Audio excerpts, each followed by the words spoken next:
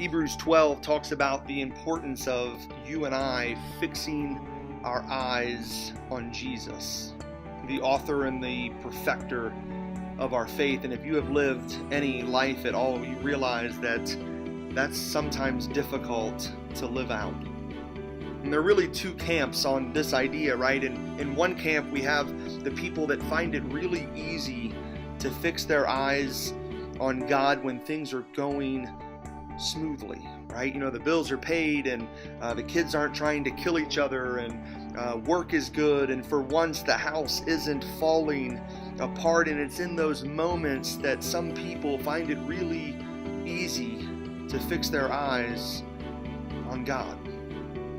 But in the other camp are people that sometimes find it easier to fix their eyes on God when things aren't going so smoothly. I mean, there's never enough money to go around, and the kids are out of control at best, and work is awful, and the house just seems like it's just completely a mess, and it's completely falling apart. And it's in those moments, right, that some people find it really easy to fix their eyes on God. There's a great example in Scripture of someone who I believe really found a balance to this either-or approach. The book of Job maps out for us the life, the good and the bad of a guy by the same name. And what we discover about Job is that this guy was just completely winning at life, right? You know, he was rich and he has this huge family, and the scripture says, in fact, that he was the greatest among all of the people of the East. And here's the really cool part about Job.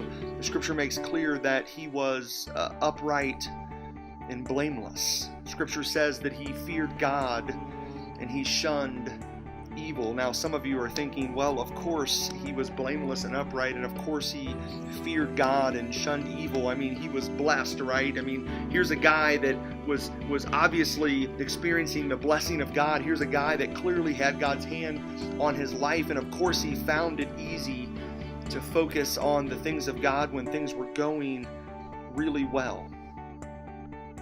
But here's where the account of Job perhaps takes an unexpected turn.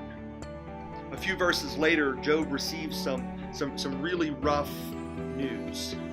Over the course of 4 separate messengers, Job discovers that not only has his entire livelihood been wiped out, but his entire family, all 10 of his children, have been tragically killed in one awful event. Now here's where the rubber really meets the road, right? Because it's one thing for Job to be all blameless and upright when things are going really smoothly, but now we get this rare opportunity to kind of peer into the life of Job when things aren't so good. It's as if God was wanting to teach us something, right? Because listen to Job's response to this awful, tragic news that he's just received. The scripture says that he got up and he tore his robe and shaved his head, these signs of mourning and grief and loss. And then the scripture says that he fell down to the ground in worship. And he said this, he said, "Naked I came from my mother's womb, and naked will I depart. The Lord has given and the Lord has taken away. May the name of the Lord be praised."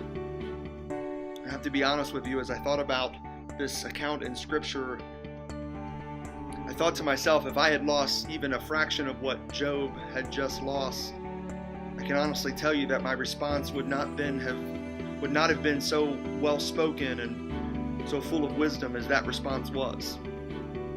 But there's the lesson for you and I, right? Keeping our eyes fixed on God shouldn't be about our circumstances. And Job paints this really seemingly out of reach picture for what I believe God is calling each one of us to be blameless and upright, to keep our eyes fixed, and to praise the name of the Lord at all times.